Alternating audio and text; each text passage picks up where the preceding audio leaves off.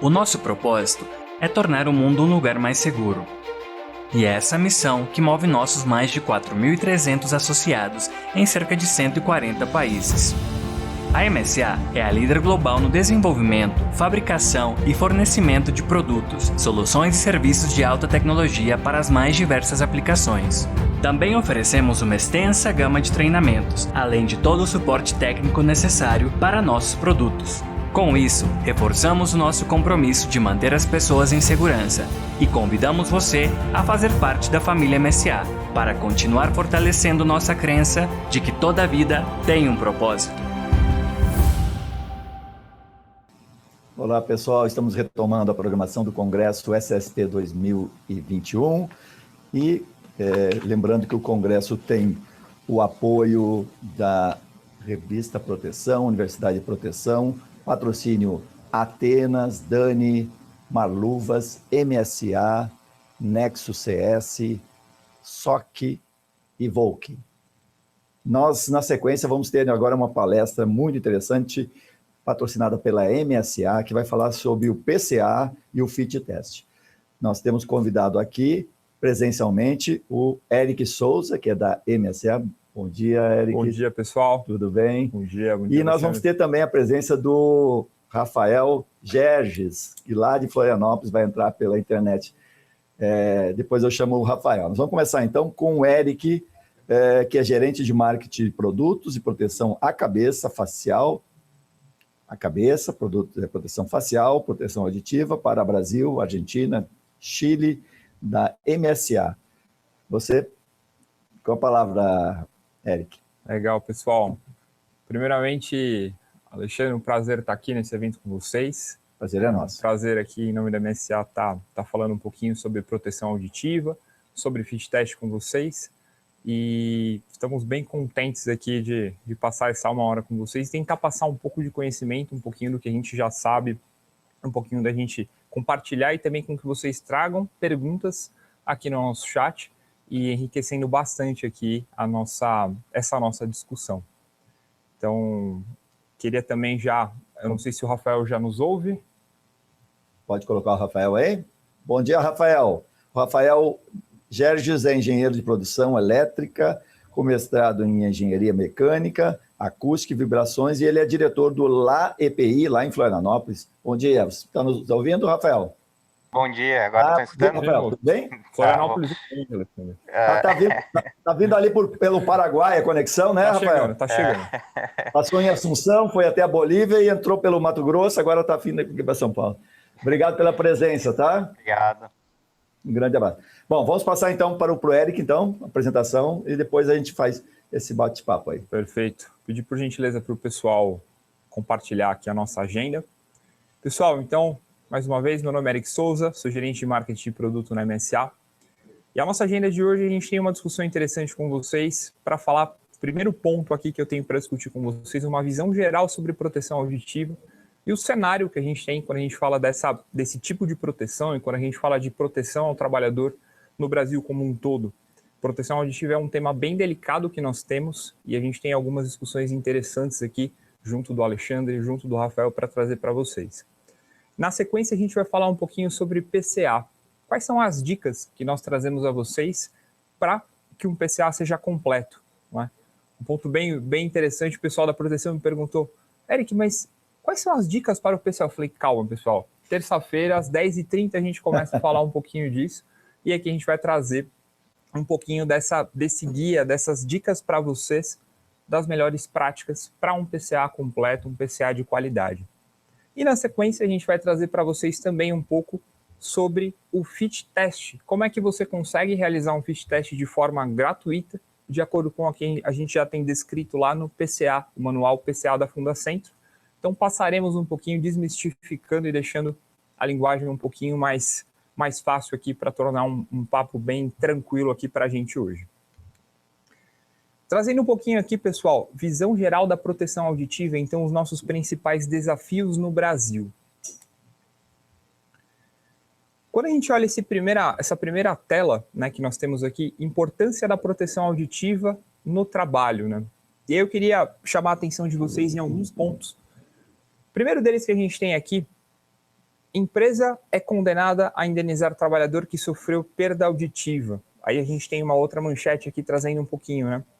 Técnico em manutenção receberá 20 mil por danos morais após perda de audição. E aí a gente tem ali um pouquinho de um resumo, né?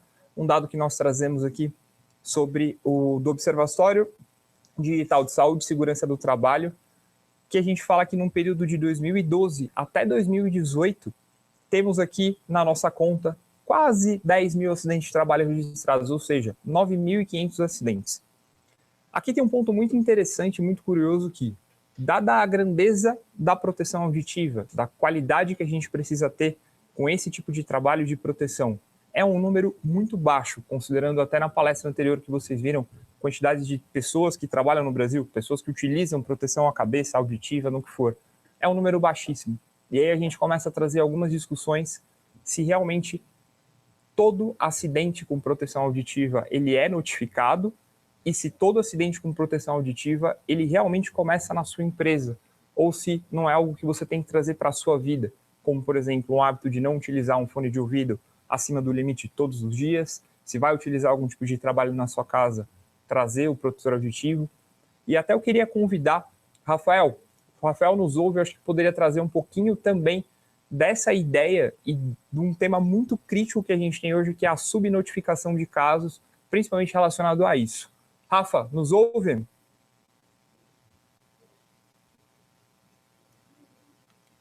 Oi, estou ouvindo sim. Realmente, a questão dessa subnotificação acontece muito, a gente acredita que é por causa a perda auditiva é algo que ela vai acontecendo ao longo dos anos, né? Muitas vezes é diferente de um acidente de trabalho, ali, um acidente mecânico, por exemplo. E então, essa perda ela vai acontecendo ao longo de anos, né? 5, 10, 15, 20 anos, e ela não é tão perceptível, né? Então, claro, tem alguns acidentes de trabalho em que ocorre ali a perfuração do tímpano por algum motivo, uma pressão, algo nesse sentido que a gente consegue detectar rapidamente, né? Mas, em geral, a perda auditiva causada por exposição ao ruído, a famosa PAIR, ela é subnotificada, né? Exatamente. E quando a gente compara no quadro em amarelo aqui, vou pedir por gentileza só para a nossa equipe, se puder maximizar um pouquinho ali a tela, a gente tem aqui uma quantidade de acidentes em 2018, né? 576 mil acidentes, isso aí de acordo a gente tem dado aqui do MPA, né, do Ministério de Previdência Social, e a gente tem aqui um outro dado interessante que é do IBGE, a gente tem mais de 4 milhões, quase 5 milhões de acidentes notificados. Fazendo uma conta muito rápida, né, Alexandre, a gente pode ver o quão subnotificado é um acidente com proteção auditiva. E aqui a gente traz aqui uma reflexão para todo mundo que nos assiste, né? Quando você vai colocar um quadro, pendurar um quadro na sua casa, você coloca o protetor auditivo, Alexandre? Não. Eu vou falar que eu coloco, né? Porque aqui a gente está colocando, eu passei a colocar depois de conhecer mais e me aprofundar mais sobre isso. Mas justamente é esse ponto. A pessoa muitas vezes ela tem um trabalho no final de semana, ela toca bateria, toca guitarra numa banda, coloca lá o volume legal, é bacana, porém isso muitas vezes de forma repetida você acaba fazendo com que você vai levando isso para o trabalho. Quando que você descobre? Quando você já está lá alguns adiante. Anos de exposição àquele agente, né? Exatamente, que aí o seu filho, o seu neto pergunta, vó, oi, e aí você começa a notar que você perdeu a audição ao longo da sua vida. Então é o ponto que, para quem nos assiste, desde já, se preocupem com isso e coloquem a proteção auditiva não só como no seu trabalho, porém na sua vida também, com um lema seu de segurança. Agora a gente passa álcool gel, usa máscara, então levem sempre o protetor auditivo em qualquer atividade de risco de ruído que você tenha. Então aqui, a gente traz aqui, né, uma discussão de poucos ou muitos acidentes. Poucos, a gente vê que tem a questão da subnotificação muito forte. E aqui eu trago para vocês um pouquinho sobre a importância, né, o que nós chamamos aqui na MSA de soluções integradas. Então, o que é uma solução integrada? Esse capacete que eu tenho aqui nas minhas mãos é um capacete que protege a minha cabeça, porém eu acoplo no capacete o protetor auditivo, posso utilizar uma proteção facial e ela é integrada ao casco, né? É uma solução que ela se integra. Muitos conheceram aí também ao longo da vida como equipamentos conjugados. qual que é o ponto mais importante para que vocês sempre se atentem a isso? Eu vou citar um exemplo aqui, bem didático, que a gente sempre conversa, com relação ao seu carregador de celular. Se você tem um carregador de celular e você não compra um acessório original muitas vezes e prefere comprar um acessório que não é original e ocorre qualquer tipo de problema, um acidente de explodir a bateria do celular enquanto carrega, qual a garantia de certificação você tem? Nenhuma, né? E a gente tem o mesmo exemplo quando a gente fala com um protetor conjugado, quando a gente fala de uma forma de soluções integradas. Se eu utilizar um casco, um capacete com um protetor auditivo que ele não é certificado em conjunto, e isso nós da MSA utilizem sempre capacete, abafador, proteção facial do mesmo fabricante, a gente garante, e isso está certificado nesse documento que vocês estão vendo na tela, que é o CA, que esse equipamento, aqui um exemplo, é o CA de um abafador de ruído, que mostra que esse mesmo produto ele foi certificado com um capacete da MSA nesse caso, com todos os CAs ali envolvidos, e qualquer teste relacionado tem-se garantia, foi feito testes em terceira parte, tem certificação. Então, um ponto que a gente pede para vocês sempre, uma bandeira, né? Utilize EPI sempre com CA, e se vai utilizar EPI conjugado, consulte sempre o CA, e utilizem sempre as soluções integradas do que foi certificado em conjunto. Isso é a tua segurança, é a segurança de você utilizar sempre, né, um equipamento que você sabe que ele foi testado e aprovado, sempre no pacote completo. É exatamente essa questão da gambiarra, né? O Brasil é o país das possibilidades de fazerem coisas de forma errada. Então, esse é um momento que o cara de compras não fala com o pessoal da segurança do trabalho e acaba dando um problema e afetando o trabalhador, porque, obviamente, uma gambiarra dessas, né, um capacete que não está adaptado ao protetor auditivo, vai gerar uma exposição ao trabalhador, ele não vai estar completamente protegido, né? Exatamente. Um ponto importantíssimo também para vocês é o relatório de atenuação que ele mostra ali no CA, ele é certificado com aquele equipamento que foi conjugado. Então, se você está utilizando isso, não faça do seu EPI uma verdadeira salada de fruta, né? Coloca um pouquinho de cada coisa e compõe. Tudo isso é a solução integrada, você ter um conjunto de proteção à cabeça, né? Então, tudo se acopla ao capacete e você está 100% seguro todo o tempo. E aqui, pessoal, voltando um pouquinho aqui para a nossa apresentação, é uma conta uma conta a gente brinca, né? A famosa conta de padeiro, de uma forma muito rápida. A gente sabe aqui que a melhor forma de você ter a atenuação correta e você buscar o protetor auditivo correto para a sua empresa é com que você mapeie o ruído de toda a sua planta. Você pode sim colocar diferentes tipos de proteção auditiva, com diferentes tipos de atenuação, de acordo com o ruído de cada área. O cara ali na casa de máquina, o cara que trabalha numa linha de montagem, a pessoa que tem um ruído que vai entrar no espaço confinado, tudo isso muda muito, né? E a gente sabe que é isso que você precisa fazer. Agora, um ponto para que você saiba, mapeou todos esses ruídos, né? Então eu sei que ali é 100 decibéis, ali é 105, ali é 90, ali é 95.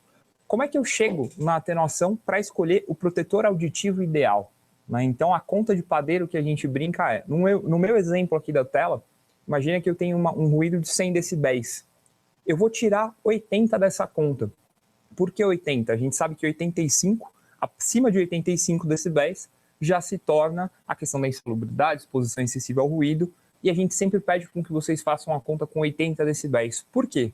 Se a gente lembrar e analisar lá o CA, eu vou até voltar aqui um slide, na parte final ali do CA você vê que tem a tabela de atenuação do protetor auditivo e ele tem uma coluna ali embaixo chamada de desvio padrão.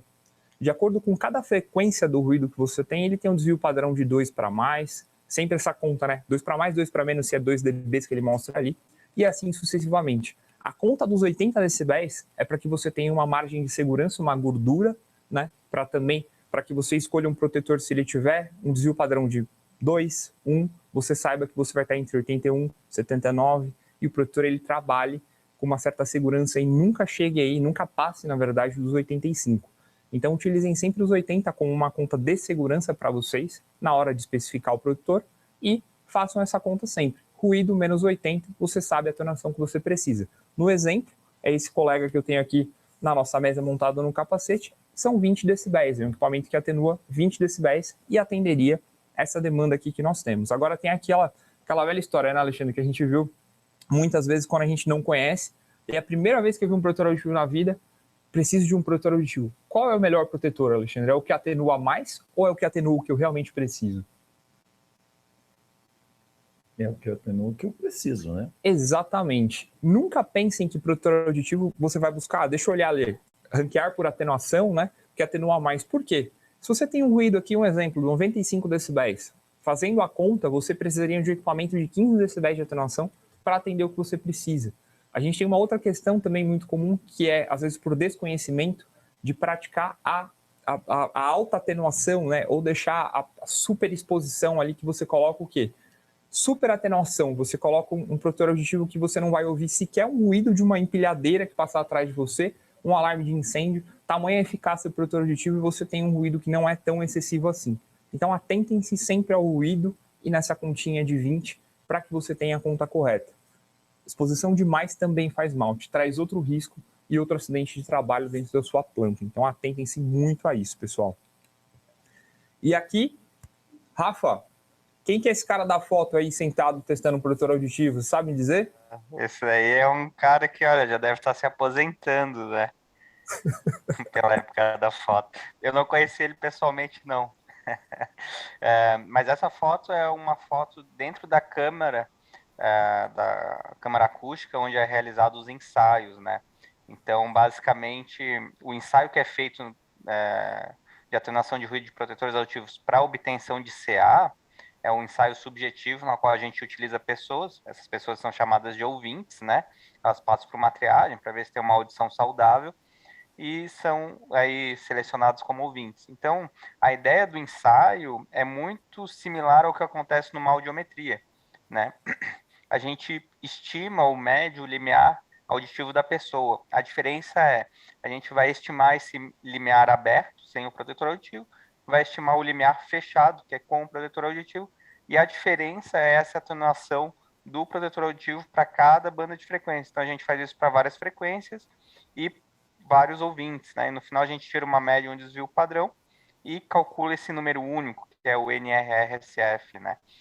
Só um ponto importante frisado desse ensaio, a gente tenta simular o que acontece em campo com o usuário do protetor auditivo, ou seja, esse ouvinte ele vem para o laboratório, ele recebe a instrução do protetor auditivo como ele é comercializado, ele vai ler essa instrução e ele vai colocar o protetor auditivo. Ele não tem nenhum auxílio, orientação ou um treinamento na colocação do protetor auditivo, né? Que é o que significa esse SF no final ali do NRR, que é o Subjected Fit, né? No português seria a colocação pelo usuário. Então, essa que é a ideia do ensaio, né? Perfeito. E agora a gente começa, pessoal, a falar um pouquinho aqui sobre a importância e as opções do fit test ao fit test de mercado que a gente vê hoje, né? Preciso de um PCA, preciso de um fit test. Preciso gastar muito dinheiro com isso? Que a gente vai mostrar um pouquinho que existem opções e opções que vai atender com que você consiga fazer o seu PCA, economizar aí também uma questão do seu orçamento, investir em sistemas aí como a palestra que nós vimos anteriormente de gestão de segurança do trabalho, do seu EPI, e tudo isso de uma forma muito completa. Então é isso que a gente vai mostrar aqui na sequência com vocês. Rafa, quer falar um pouquinho das nossas normas e esse Brasil complicado que vivemos, Rafa? Vamos lá. Esse quadro logo vai mudar, né? Agora na virada do ano. Mas a ideia é o quê? A gente tem uma NR9 lá que descreve que a gente tem que avaliar os riscos no ambiente de trabalho, né? A gente deve quantificar esse risco, no caso ruído. E a gente tem a nossa NR15 que estabelece esses limites, né? Para jornadas de trabalho diária e limites de tolerância para ser considerado insalubre ou não. E aí a gente volta para a nossa NR9, que lá é estabelecido o nível de ação, né? Acima de quantos, no caso de ruído, né? Acima de quantos decibéis ou acima de quanto porcentagem de dose de exposição ao ruído a gente precisa tomar ações preventivas, aí um acompanhamento mais de perto desses colaboradores. E aí a gente remete novamente aí para a NR6, né, no que diz respeito aos EPIs, né, e a NR9 ainda descreve aquelas hierarquias de controle todas, né, equipamento de produção coletiva, medidas administrativas e o EPI, e aí que ela chama NR6, né. Então Perfeito. esse é o resumo. De uma forma bem didática aí, nos ajudou bastante. Eu acho que A gente sabe que compreender NRs no Brasil, né, Alexandre, é um ponto... E cada mês muda, né? Esse mês foram mudadas 4, né? E até o final do ano teremos muitas entrando, um processo muito dinâmico, né? Em constante evolução. Exatamente. Né? Perfeito. E aqui, pessoal, vamos falar um pouquinho, acho que até convido o Alexandre, convido o Rafa para a gente ir batendo um papo aqui sobre o que é de fato o PCA, né? Esse carinha aqui da capa que a gente está vendo é o guia, então o guia elaborado pela Fundacentro, um material riquíssimo para que vocês tenham de consulta, que é o Guia de Diretrizes e Parâmetros Mínimos para a Elaboração e Gestão do Programa de Conservação Auditiva, o PCA. Primeiro ponto, né? A gente sempre fala isso, até em discussões junto com o Rafael, a gente sempre se pergunta, o PCA está previsto na legislação? Ele é obrigatório para todos os setores? E a gente tem aqui que, até o momento, dado essa metamorfose de NRs que nós temos, existe uma NR só que fala disso do PCA ser obrigatório, que é na 36, que é justamente quando a gente fala de frigoríficos. Então, para quem gerencia um frigorífico, precisa incluir aí, no caso do PCA, como uma normativa, como não é nenhuma boa prática, é algo que realmente que ele precisa realizar. Agora, por causa disso eu não vou fazer? Não, o PCA ele é recomendadíssimo e é, digamos que, obrigatório, porém não está nas nossas normas ainda, para que você tenha um controle em toda a parte de produção, da proteção auditiva na sua empresa, com qualidade, com segurança para os seus trabalhadores. Então, primeiro ponto, né? Está na NR36 como obrigatório e a gente defende sim que você faça o PCA sempre na sua companhia e leve isso muito adiante junto com a sua equipe multidisciplinar, tanto com profissionais de segurança do trabalho, quanto médicos, quanto fonoaudiólogos e toda a equipe aí que vai ajudar na elaboração desse material, desse documento riquíssimo. Até porque nós temos a entrada da NR1 agora, que vai falar do inventário de riscos, e quando eu detecto um risco, né, auditivo, de ruído, eu tenho que ter uma ação. E essa ação, o PCA, é um programa estruturado que ajuda a fazer. As pessoas acham, não é obrigatório, não preciso fazer. Mas é uma ferramenta que ajuda a solução do problema. Então, é o plano de ação que prevê a NR1, né, no momento que a empresa tem o risco ruído, né, com alta intensidade e tal, que vai prejudicar o trabalhador. Então, é uma opção, mas as pessoas no Brasil dizem, não, a ANR não obriga e acaba achando que não precisa fazer. Exatamente. Precisa fazer porque tem que gerenciar o risco, e o PCA é um gerenciador de riscos, né? Perfeitamente. Tem um ponto muito interessante que são duas palavras aqui, né, que a gente fala aqui na apresentação. Prevenir ou estabilizar, porque uma vez que você tem uma perda auditiva, esquece, você não vai recuperar mais aquilo, você não tem nada com que você faça para voltar aquilo. Ou ela vai estabilizar, ou dali ela vai cair cada vez mais, por isso que é a questão da prevenção, né? Rafa, acho que você queria falar alguma coisinha com a gente aí, a hora que eu... Não, eu concordo com tudo que vocês estão falando, é exatamente isso, é uma ferramenta de gestão, né? E focada no agente ruído aí. Então ela vem sempre para somar.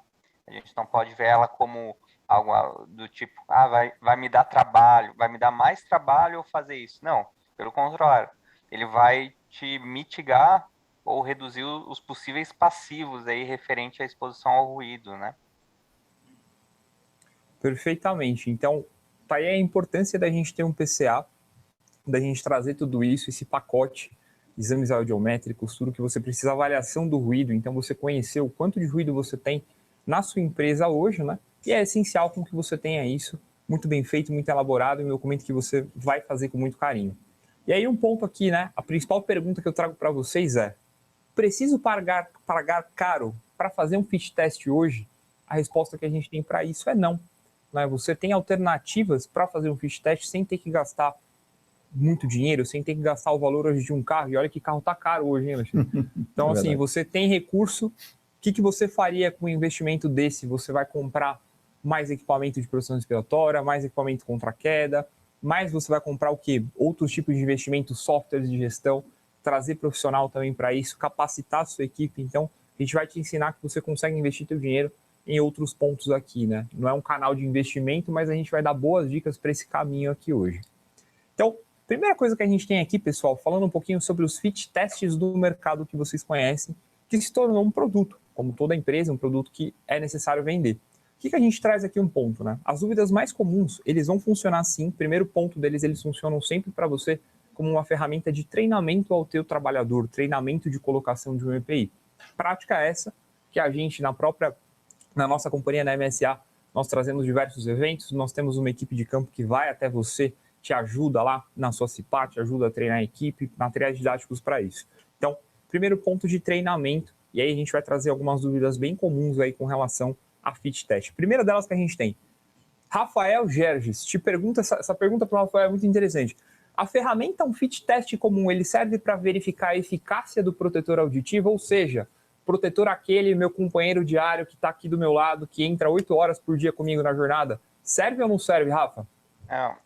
O fit test, na minha concepção, né, ela tem a função de treinar e motivar o colaborador ou o usuário a fazer a colocação correta, né? Então, a eficácia do protetor auditivo vai muito além só de um treinamento, né, ou de um motivador, aí, uma ferramenta para te motivar a usar corretamente, né? Então, Perfeito. ela é uma excelente ferramenta, sim, só que ela tem uma função muito nobre que é treinar e motivar a colocação do protetor auditivo de maneira correta, né, assertiva.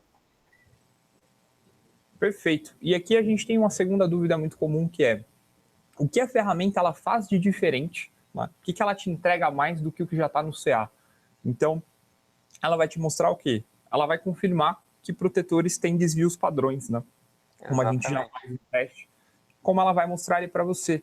E o desvio padrão, justamente, Rafael sabe bem, explicou para a gente ali um pouquinho, o teste hoje no Brasil é feito com pessoas, então eu tenho uma bochecha maior, meu colega tem uma bochecha menor, etc, etc, e vários fatores que você pode ter aí que contribuem para diferenças entre pessoas, sempre isso respeitando o desvio padrão que a gente tem. Então, ou seja, vai te afirmar o que você já vê ali no CA também. E um terceiro ponto aqui, Rafa, essa é uma pergunta muito boa, eu sei que já tivemos até várias discussões disso, do valor jurídico, caso tenha uma perícia na sua empresa para provar que o usuário utilizava o protetor correto para ele. Porque aqui a gente tem 2 pontos, né? Se você treina o usuário, se você tem um protetor específico e correto ali para aquele ruído que você está exposto, beleza. Só que também tem uma questão de vida útil do protetor auditivo e a eficácia. Pergunta que a gente respondeu lá atrás. Rafa, como é que faz a questão do valor jurídico quando a gente fala desse ponto aí? Ele vai ter um valor jurídico justamente para o que pede a NR6 lá na questão de treinar, né, monitorar o uso, dar o treinamento para o colaborador para que ele possa cada vez mais fazer uma colocação mais assertiva. Esse é o valor jurídico, né? E aí a gente vem a pergunta aqui. Para provar que o usuário utilizava o protetor correto para ele, eu acredito que sim. Esse é o objetivo do treinamento, né? A gente vê se o colaborador, se ele adequa bem aquele protetor auditivo. Pode ser, só para ter como exemplo mais prático, a gente tem um usuário, um colaborador que tem um canal auditivo mais curvo, ele não vai conseguir fazer uma inserção profunda de um plug. E isso, com o acompanhamento da fono no momento do treinamento, ele trocando essa experiência com a fono, né, e a fono observando ali, eles vão conseguir identificar essa questão e falar, olha, então vamos usar um tipo concha, um concha acoplado a capacete de segurança, já que tu tem essa dificuldade, né? Então, essa questão toda aí ajuda, né, em questão de gerar provas aí. Perfeito. E aqui a gente fala um pouquinho, Rafa, eu acho que essa parte, se eu quero saber a eficácia do meu protetor auditivo. Legal. Então, para entender essa diferença aí para o pessoal também, por gentileza. Tá, vamos lá. Então, para a questão dessa eficácia do protetor auditivo, a gente tem que avaliar algumas coisas. O protetor ele se desgasta ao longo do tempo, né, de uso, né, seja pelo próprio manuseio ou seja por existir algum agente químico ou físico no ambiente de trabalho que faça com que ele se deteriore, né? Então, uma das questões importantes é qual que é a vida útil desse meu protetor auditivo ou por quanto tempo eu posso utilizar ele até que ele chegue numa atenuação que ainda é adequada para mim, ou para os meus colaboradores, ou para um grupo de colaboradores, né? Então, hoje em dia a gente faz ensaios exatamente iguais aos que são feitos para emissão de CA, só que recolhendo amostras de campo de um ambiente específico, né? Então, essa é uma das formas de avaliar a eficácia do protetor auditivo, ou se ele ainda é efetivo em fornecer uma atenuação, efetivo em fornecer uma proteção acústica adequada aí para os usuários, né? Eu só não entendi ali, fala 24M, 18M e 24M, que é então, isso, Sim. 24 meses, 18 meses e 24 meses. Então, aqui é só um exemplo de umas avaliações que a gente fez, tá? Em que a gente tinha 3 tipos de protetores, Tá. dois deles com 24 meses, em que a atenuação dele novo, nessa figura na parte da esquerda, era 20 decibéis, né? O protetor auditivo com 24 meses de uso, a atenuação dele foi 18 decibéis, então a gente vê que teve uma perda de 2 decibéis aí num período de 2 anos, o que indica que, olha, ele está sendo utilizado num ambiente que não é tão agressivo e está sendo manuseado corretamente. A gente não teve uma perda acentuada aí de atenuação. No caso do meio ali, a gente vê que 18 meses não teve nenhuma alteração da atenuação para esse ensaio realizado. Então, é muito positivo.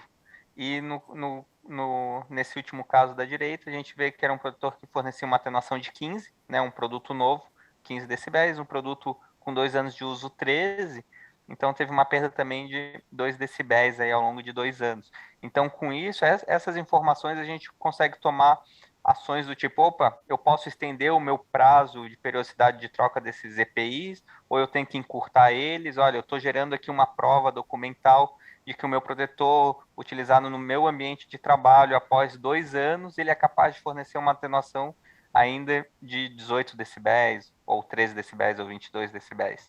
Né? Então, isso é uma forma de ver que o EPI ainda ele está sendo possivelmente efetivo em fornecer uma atenuação, uma proteção. Eu achei esse ponto é muito importante, que a gente, frequentemente, leitores da revista ou em eventos, a gente ouve essa pergunta, né? O tempo de validade do equipamento.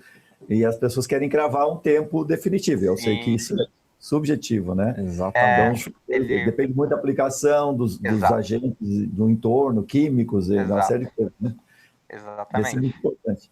Exato, e até contribuindo um pouco também do lado fabricante, claro, né? Desse lado de cá, a gente sempre especifica para vocês em todas as fichas técnicas do produto, o manual, enfim, tudo que você realmente precisa ter de informação básica do produto, a vida útil estimada pelo fabricante. Sim. Mas quem determina hoje, a gente coloca uma validade, né? E a questão da vida útil estimada pelo fabricante em condições normais de uso. Se você tem um uso mais severo, sempre, né? Inclusive nas notas técnicas, a gente tem lá falando exatamente que quem deve estipular a vida útil de troca do EPI é o empregador, baseado, né, nas condições ambientais ali que ele tem. Um frigorífico pode trocar num tempo menor do que uma mineradora. Né? Então a gente tem isso, é muito importante de frisar. Não é uma receita de bolo, né? Não é uma coisa linear que a gente tem que fazer. É 2 anos para todo mundo. E vocês ajudam a calcular isso, ou isso é uma atribuição que a empresa, o SESMIT, vai fazer? Hoje o SESMIT tem apoio muito grande do próprio LAEP, né, Rafa? Acho que você pode até falar um pouquinho disso para a gente, né? Exato. Como é responsabilidade do empregador definir essa periodicidade de troca, a gente tem ajudado eles nesse sentido através da realização de ensaios, né? Então, de estudos. Basicamente, são estudos experimentais na quais a gente recolhe amostras em campo, realiza os ensaios e avalia se essa perda de atenuação é representativa ou não, se realmente, às vezes, tu pode ter uma perda aí de atenuação de 5 decibéis, mas essa perda de 5 decibéis faz com que a atenuação ainda seja o suficiente para fornecer uma proteção aí para os meus colaboradores em função do nível de exposição ao ruído. Legal, então pode manter essa periodicidade de troca, ou vamos encurtar essa periodicidade de troca. Né? Então, a gente vem fazendo esse trabalho aí ao longo mais ou menos de uns 5 anos, junto com os empregadores, né? Junto com as empresas que utilizam o protetor auditivo. Legal. Obrigado, Rafa. E aqui, pessoal, a gente vai falar um pouquinho, né? Mostrar um pouquinho para vocês de como é que eu faço um fit test de uma forma simples e de uma forma barata, que a gente não vai gastar, não vai precisar ter um investimento alto nisso, e está lá descrito no manual da Fundacentro, no PCA. O que trouxemos aqui para vocês é uma forma um pouco mais fácil, o step by step ali, né? Passo a passo, para a gente falar um pouquinho, explicar para vocês. E Rafa, vamos no conjunto aqui para você me ajudar aí se eu pular algum ponto e também complementar. Tranquilo? Tranquilo, vamos lá. Legal. Pessoal, muitas das pessoas, né? Eu muitas vezes quando pego um livro esqueço dos anexos que tem no final do livro. Eu não sei, Alexandre, passa isso com você também? Você lê o livro, tá lá, anexo A, anexo B, anexo... E as referências, tudo, né? E as referências a gente acaba esquecendo. Eu assumo isso. E aí, quando a gente pega o PCA ele tem alguns anexos. E eu falo para vocês que a principal matéria-prima, digamos assim, né, para essa nossa discussão de hoje, é o anexo E. Se você baixar lá, dá um Google lá, PCA Fundacentro, você vai encontrar a página na Fundacentro. A gente busca lá no anexo E. E aí, com isso, a gente consegue encontrar essa informação que eu estou trazendo aqui para vocês, que existe um método de se realizar um fit test hoje, né? Um fit test que é um teste elaborado pela NIOSH. Então, NIOSH Quick Test, que nós chamamos, para avaliar a vedação do seu protetor auditivo. Então, é um teste que você pode realizar tanto offline quanto online, diretamente pelo link que a gente tem aqui no site. E aqui, nesse link especificamente que a gente colocou para vocês, temos aqui essa página já traduzida.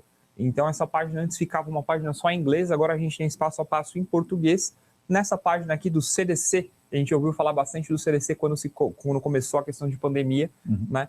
Então, aqui a gente tem um pouquinho lá descrito disso, mas traremos aqui para vocês de uma forma mais fácil esse exemplo. Então, o que esse teste ele vai consistir? Ele consiste em 2 trilhas, na qual seguindo os passos. No momento que você escuta a primeira, coloca o protetor auditivo e coloca a segunda trilha para rodar, essas trilhas elas têm exatamente 15 decibéis de diferença de uma para outra. No momento que você coloca o seu abafador na segunda trilha, se você não estiver escutando mais, de acordo com alguns ajustes que a gente vai realizar aqui, o seu protetor está atenuando pelo menos 15 decibéis, que é esse o ponto para saber se você colocou corretamente ou não. E aqui é uma trilha com frequência central de 1000 Hz, que a gente tem esse ponto.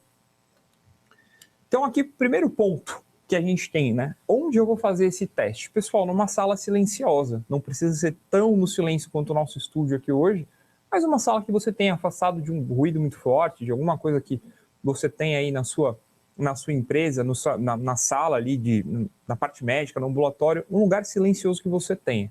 E aí longe de interrupções aí, e ruído para que você tenha um sucesso e uma eficácia muito boa nesse teste passo a passo que a gente vai fazer com vocês. E Rafael Gerges, o que eu preciso para fazer esse teste hoje? Bom, legal. A gente precisa de um computador, provavelmente de uma caixa de som aí, né? Ou, dependendo do sistema de som embutido do próprio computador, um notebook já é o suficiente, né? A ideia é justamente essa que o Eric comentou. A gente, então, com esse sistema montado, um computador mais caixa de som, a gente gera um ruído, né?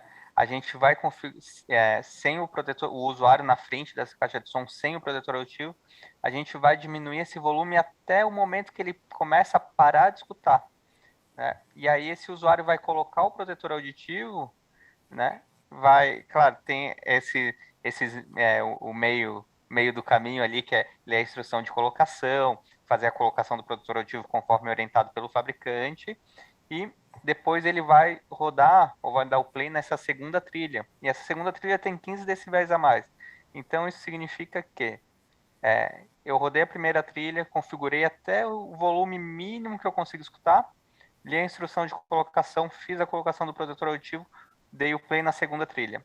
Se eu não escutar essa segunda trilha, usando o protetor auditivo, quer dizer que eu consegui obter uma atenuação de 15 dB ou mais naquela faixa de frequência ali, né? Então essa é a ideia desse quick test da NIOSH. Perfeito. E pessoal, para quem perdeu no caso do link, eu não sei se aqui vocês conseguem ver, no anexo E, lá no finalzinho, né, o rodapézinho do anexo E do PCA, a gente tem esse link que você consegue clicar ali no PDF e acessar também diretamente, tá? Então, essas 2 trilhas, elas estão disponíveis lá também, sem nenhum problema, sem custo nenhum, você consegue fazer o download. E é muito simples, né? Não simples, tem desculpa para não fazer, né? É tão simples que... A caixinha lá que você coloca, caixinha de música Bluetooth que você usa para ouvir um som no final de semana, você pode utilizar sem nenhum problema para fazer isso, que ela vai ter também qualidade, né? E aqui, qual que é o ponto? Eu coloquei o passo 3 aqui, Rafael, até justamente para ler a ficha técnica do produtor e o manual de instruções, né? Muitas das pessoas, a gente brinca, né, que a embalagem, a gente toma... Pô, a gente é marketing, a gente toma um cuidado com a embalagem, fazer um negócio bonito, o manual ali. Muitas das pessoas não lembram que o produto tem manual de instruções. Muitas das pessoas compram coisas em casa. Eu gosto de ler manual de instrução, eu admito. Até manual de carro eu leio às vezes.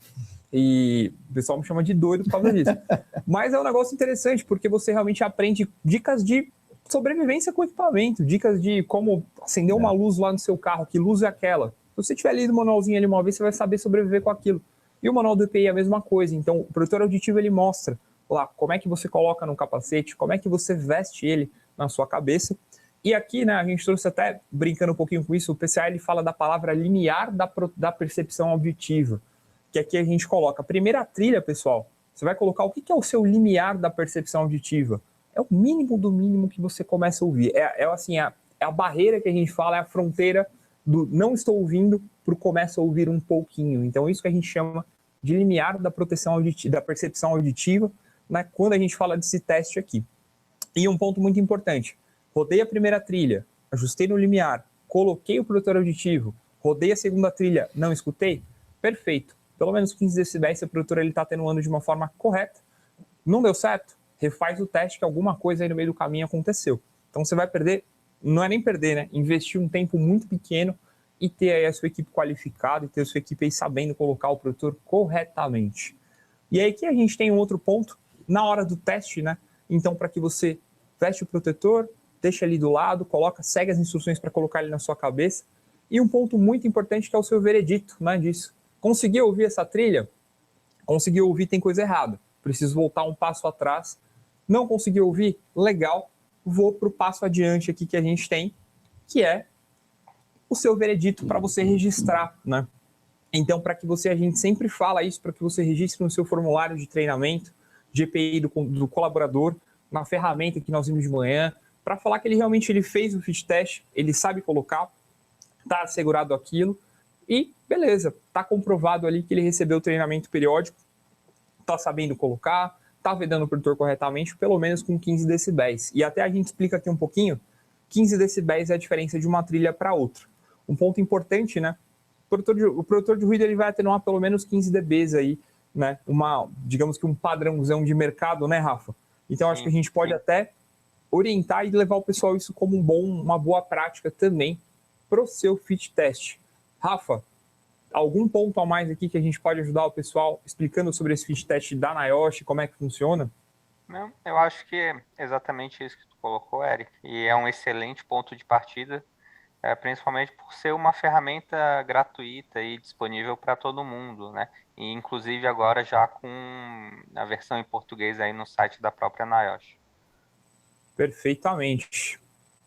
E aqui, pessoal, agradeço imensamente a presença de todos aí, virtualmente. Agradeço ao Alexandre, Proteção, todos aí. Agradeço ao Rafa pela participação aqui conosco. Deixo aqui os nossos contatos com vocês. E abrimos agora para perguntas, doutor Alexandre. Legal. Eu queria aproveitar, obrigado, Érico, obrigado, Rafael. Muito elucidativas as colocações, foi bem dinâmico, foi legal essa dobradinha aí. Isso aí parece dupla de vôlei, né? Um levanta e o outro corta, né? Opa. E o Rafael, como está em Florianópolis, provavelmente ele que corta lá, né, Rafael? Dá uma terra na areia lá da maravilhosa Florianópolis.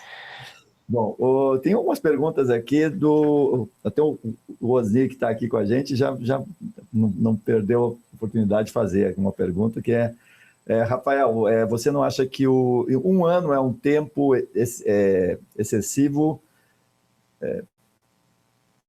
para um protetor auditivo? Nos testes de durabilidade apresentados, será que os protetores foram mesmo utilizados? Uhum. Foram utilizados, sim, que a gente acaba fazendo um controle maior de informação desses casos, né? Saber exatamente de que setor veio e desde que data ele está sendo utilizado. A questão de 1 ano, ou 6 meses, ou 12 anos, ele vai ser muito relativo ao ambiente de trabalho e ao tipo de atividade que está sendo executado, né?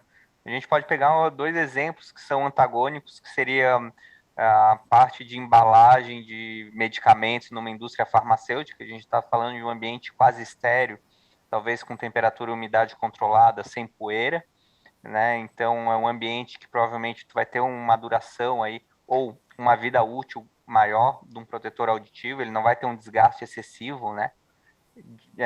E em contrapartida a gente pode pegar um ambiente de frigorífico, por exemplo, que a gente tem geralmente umidade, né? A gente tem uma atividade, muitas vezes, que exige um esforço físico, um metabólico ali, então tem a questão do suor, o pessoal está usando geralmente uma balaclava junto, né?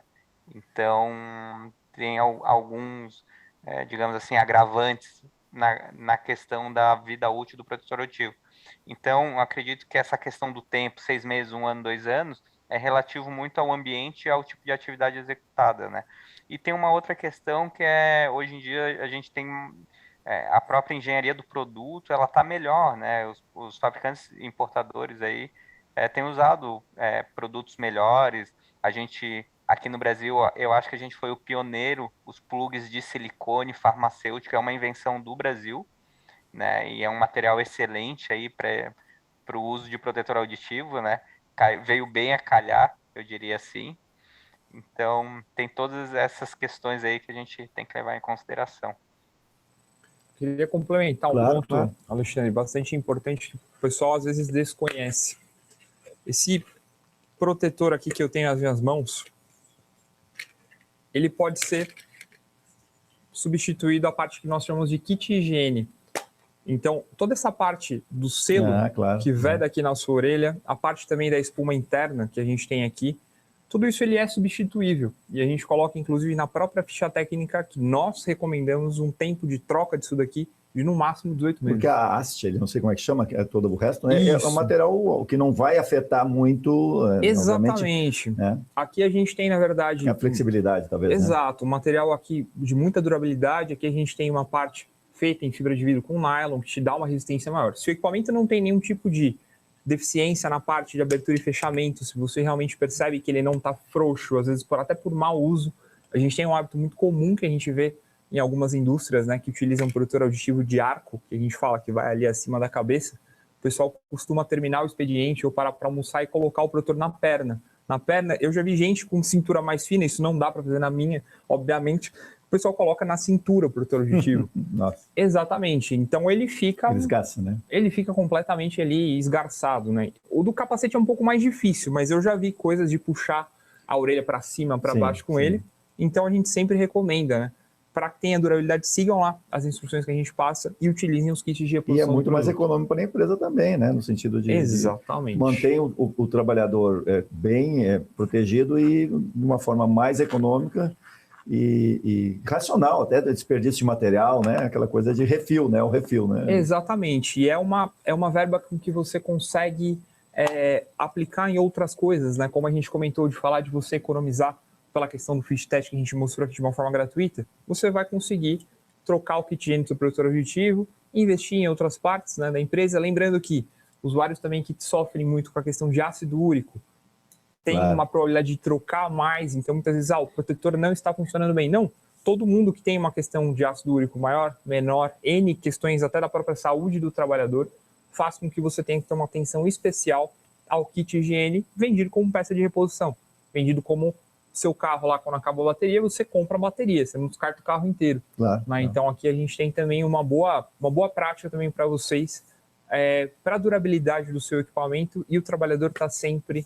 A gente sabe que o tempo de compra de um protetor completo ele é menor devido às vezes a custo, por isso que a gente sempre reforça esse kit de reposição, garantindo aí a saúde e a segurança do seu trabalhador, que é a nossa missão, né? Aqui na MSA a gente sempre coloca isso sempre, que a nossa missão é sempre fazer com que todo mundo saia para trabalhar e volte tão seguro quanto. Né?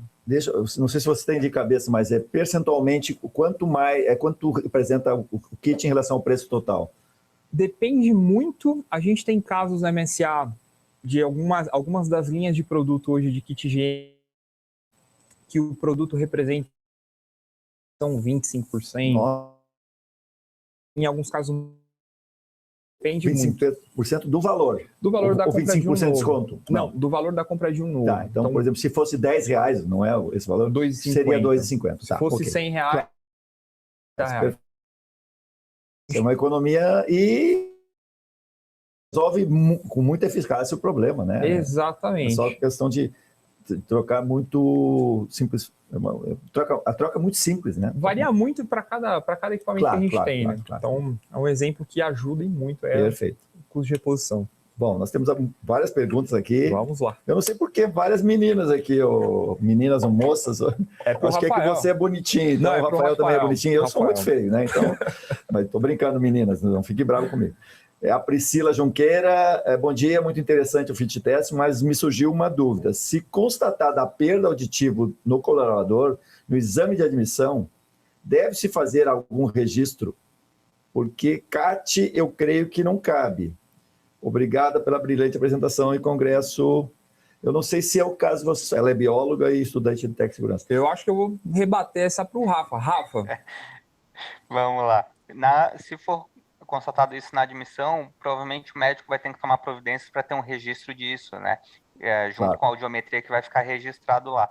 Realmente, eu acho que CAT não é o instrumento correto, porque está no momento da admissão ainda, ela nem começou as atividades lá dentro, né?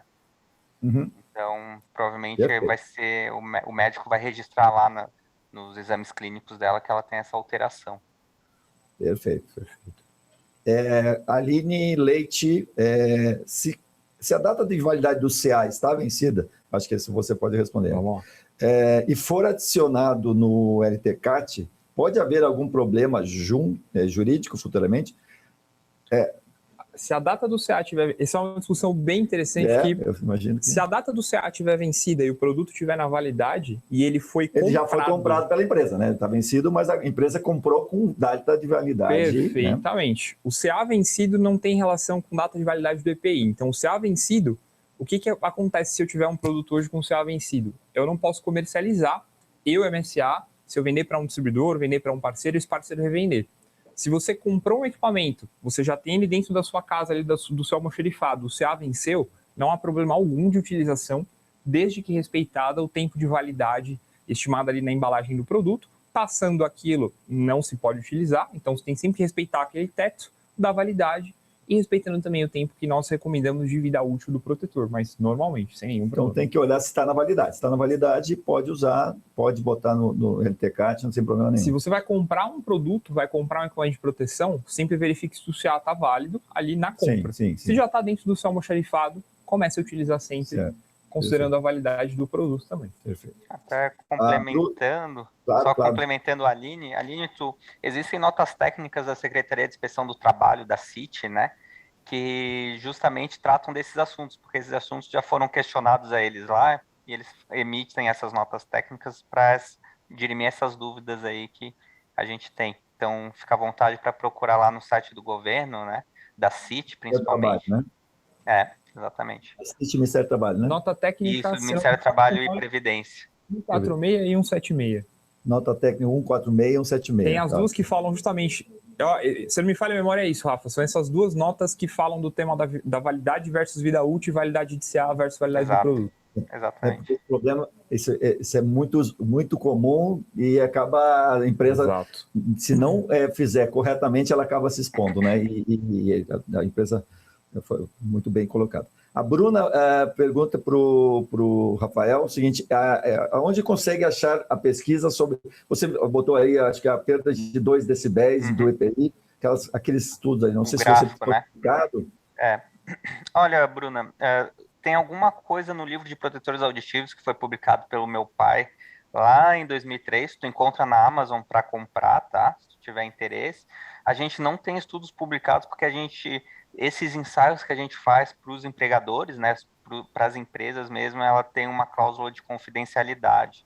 Então a gente não pode dar muitos detalhes, digamos assim, né? Mas tem um trabalho meu também publicado na BHO, agora acho que é 2018 ou 2019, sobre esse assunto também, que tem alguns dados a mais ali. Então, no Congresso ou na revista da BHO? No Congresso. No Congresso da BHO 2018, ok. Lembrando que o Rafael é filho do Samir Gerges, né? Então, você falou meu pai e tal, tem gente que é verdade. Não conhece, mas o Samir Gerges, que é um dos maiores especialistas do mundo nessa área, e você está seguindo a carreira do seu pai, né? Exatamente. A Ana Cecília Fraga, obrigado pela dica do fit test, disponível e acessível a todos, independente de se tem previsão legal, é mais uma garantia que estamos comprovadamente protegendo o trabalhar. Legal a observação da Ana. Muito bom. Muito legal. Entrou agora aqui a última pergunta que eu vou fazer, que é o do Erivelto Nogueira, que é mais aquela pergunta de $1 milhão, mas vamos lá. Parabéns pela apresentação. Como garantir o uso efetivo do EPI pelo colaborador para que a atenuação seja eficaz? Treinamento, conscientização, treinamento, e não sei se eu já falei treinamento e conscientização também. Esse é um ponto bem importante para qualquer EPI. Pessoal, se fosse bom usar qualquer tipo de equipamento, né? Quem gosta de usar capacete? A gente tem um capacete que é confortável, você precisa utilizar, porém, se você tem que utilizar, você vai utilizar um V-Guard, um equipamento extremamente confortável, suspensão que não vai doer a sua cabeça, um protetor ativo que não vai doer a sua cabeça no final do dia. Então tem que usar, né? É uma coisa que você precisa utilizar. Então, como é que eu faço com que as pessoas utilizem? Treinamento, conscientização, fazer com que esse trabalhador tenha plena consciência de que ele está chegando para trabalhar, ele tem que ficar bem ali para chegar e abraçar o filho em casa, abraçar a esposa, voltar para casa como melhor ainda do que ele saiu. Então, se você precisa de qualquer apoio nosso, da nossa equipe da MSA, a gente se coloca 100% à disposição para treinar a equipe junto contigo, dar dica, divulgar material. Toda a nossa equipe vai estar 100% disposta a disseminar a cultura de segurança junto contigo dentro da empresa. Então, conte sempre com a gente. Muito obrigado ao Eric Souza, que é da MSA, e também ao Rafael Gerdes, que é do LAEPI, lá de Florianópolis. Acho que foram informações muito interessantes aí para o nosso público técnico que gosta de estar bem atualizado. Então, essa foi a nossa palestra da MSA, que falou sobre o PCA e o Fit Test, e encerramos nesse momento, então, a programação do nosso congresso. Voltamos às 13 horas, apenas para os inscritos. O pessoal que está no YouTube, amanhã nós temos às 9h30 também, a continuidade de mais palestras técnicas, às 9h30 e às 10h30, pode olhar no site SST 2021, e toda semana teremos na parte da manhã essas palestras. O Congresso SST 2021, uma realização da Proteção Publicações de Eventos, Universidade de Proteção, com a promoção da revista Proteção. Patrocínio Atenas, Soluções em Altura, Dani, Entende, Protege, Inova, Marluvas, Equipamentos Profissionais, MSA, The Safety Company, Nexus CS, EHS Softwares, SOC, Softwares Integrado de Gestão, e Volk, porque evoluir é estar presente. Voltamos às 13 horas com a programação do Congresso. Bom dia a todos.